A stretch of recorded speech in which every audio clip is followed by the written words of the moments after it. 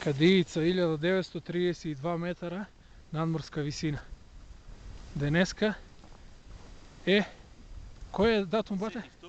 10.2.2013 лето, господово. На покана од планинарското друштво Кадиица дојдеме малце да уживаме у таа прекрасна зимска идила.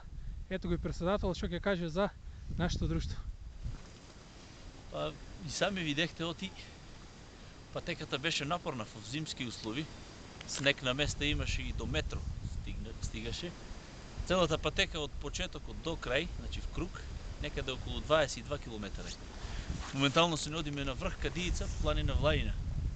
Най-високият връх в Марешевијата. 1932 метра надморска висина. Учество на Маршо, т.е. февруарски поход. Денеска повече друштва организира походи низ државата в чест на славния, знаете, февруарски поход от Втората светска война.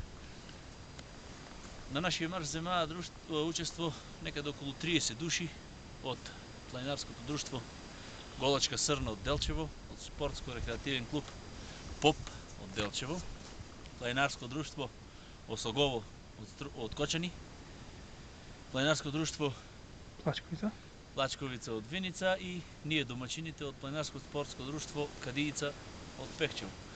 Като за шо е времето, значи снежно, студено, одзиво беше добар и времето ни се погоди. Убаво седен збор мога да реча. Шо би рекол, да се гледаме и по-натамо и да уживаме у зимските убавини. Рекол, ај сега да Ајде.